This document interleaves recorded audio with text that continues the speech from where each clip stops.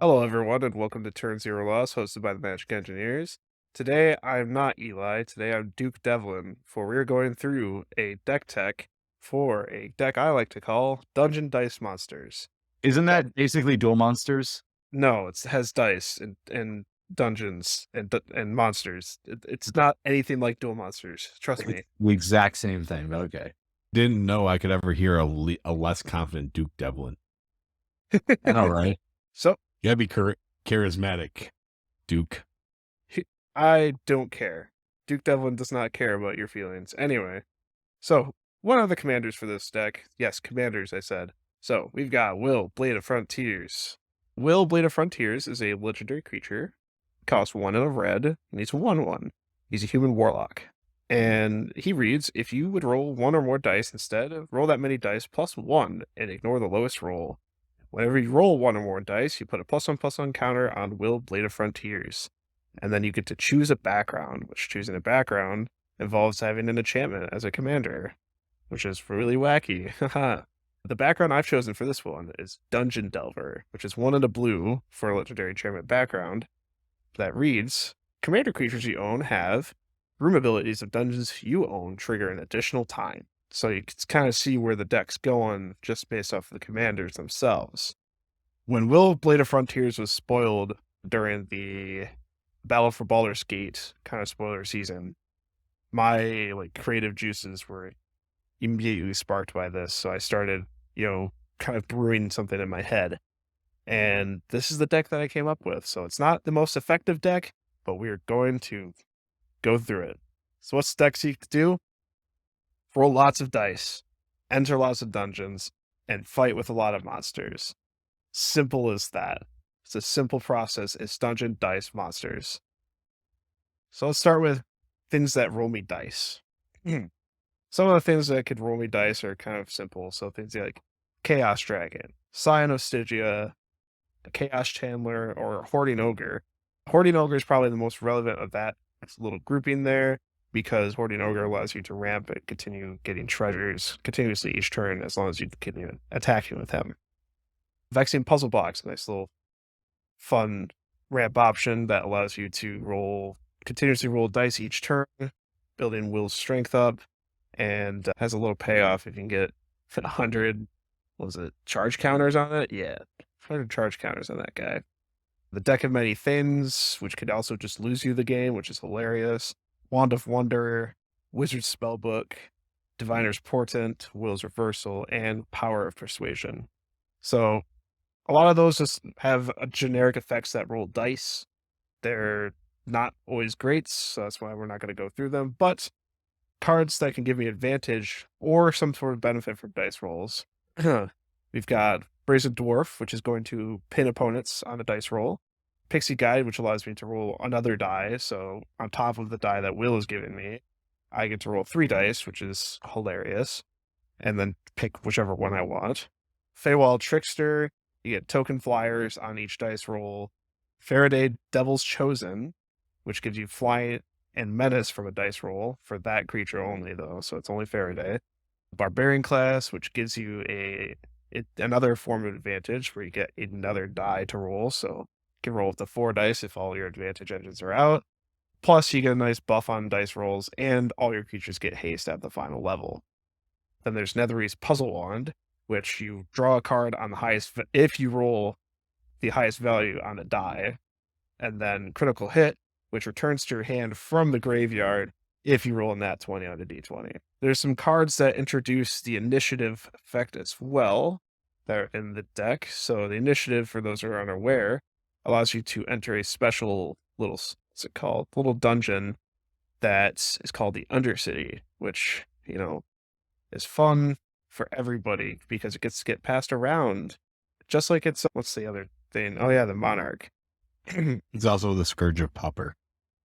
Yes. Yep. So things that can give the initiative could be like Aarakocra Sneak, Bloodboil Sorcerer, Caves of Chaos Adventurer, things like that. There's a bunch of them. We're going to have the link for this deck down below, so you'll be able to kind of see all the different cards that are in this deck. There's a handful of them. Most of them don't have any other effects other than just giving you the initiative. The ones that do probably just have some sort of benefit from doing dungeons. Now, cards that can get you into dungeons are also going to have similar kind of cases. So things like Secret Door or an Eccentric Apprentice and other things in the Instants and Sorceries list of this deck list. So basically, you're going to be wanting to go into the dungeons to benefit off of your other commander's ability and kind of have the two mingle together if possible. Now, some of the things that can help you finish the game, Sword of Hours. So you can get a lot of +1/+1 counters on will this way. Sword of Hours allows you to basically roll a d12, and if you roll a result that's higher than the equipped creature's current power, you double the amount of +1/+1 counters on them, which is really cool. And you also you also give them a +1/+1 counter every time you attack them. Fantastic. You can win the game through commander damage if you're lucky. Ancient Silver Dragon, because you need to have some good cards in this, and you get insane value off of that card, especially if you have all of your dice advantage givers. And then as well as Ancient Copper Dragon, another one that will allow you to just have insane advantage off of this. And then there is, of course, one combo in there because I'm a degenerate. Delina Wild Mage and a unblocked Port Razor. So basically, as long as you can continuously have a single Port Razor token get through, you can continuously have unlimited combat steps. One of the weaknesses of the deck is it's not super powerful. David has played it and has seen that some of the cards that are in your hand most of the time are just kind of a dud, and they don't really do much, but it can get out of control out of nowhere if left untouched. I'll jump in here and I'll just say that having played this deck, you're at an advantage with the more players you have, the more threats get spread around, and the more unnoticed you can kind of go with it, because this deck is the kind of deck that builds itself up, takes its time, and tries to win the long game after a few players get knocked out, rather than go for a win immediately. Absolutely. So a couple of the notable upgrades that could be made to this deck, possibly if you're able to, because this deck already runs Crux Other Thumb, which allows you to roll more dice. You might as well talk with your play group and see if they're okay with you allowing more unset cards that care about rolling dice in your deck. Because in that case, that opens up a whole breadth of more cards that can be added. Not sure really the specifics on that one, because unset cards are, hard to kind of scan through on EDH rec or anything that could actually, be legally built into an EDH deck. But I'm sure you could find something. And then a slightly better mana base, maybe a few more fetch lands if you want to continuously keep the curve going, and then maybe a few lands that could also be fetched with those fetch lands. But I'll be real with you. Your mana sucks. your just flat sucks. Like it's so hard to get online with this deck with the lands. Yeah. There's no real ramp in this except for a few things. So there's no Soul Ring in this. Actually, there's a Soul Ring, sorry. There's a Soul Ring in Arcane Signet, and it is a Signet, but that's really about it in terms of relevant ramp.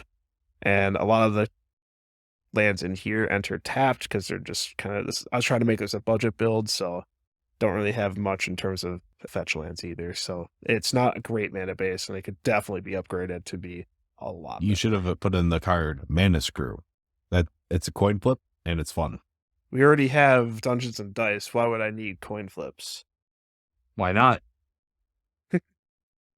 I considered adding coin flips at some point during this, but I don't want to detract from the theme too much. This is definitely a themed deck, so go into it knowing that the deck is going to be doing two things the entire game, and everyone's going to be annoyed with the fact that you're taking up so much time to do those two things.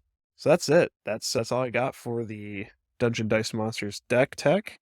Hopefully you can all take something away from this and build on this deck, perhaps. Maybe there's a different pairing for the background that would make more sense, but I think this is kind of the best one for me personally. Hope you all enjoyed. This is Duke Devlin wishing you all the best. Make sure you subscribe, follow us at Lost Turn on Twitter, and comment about why this deck is bad on the comments below. if you think it's bad. Bye-bye.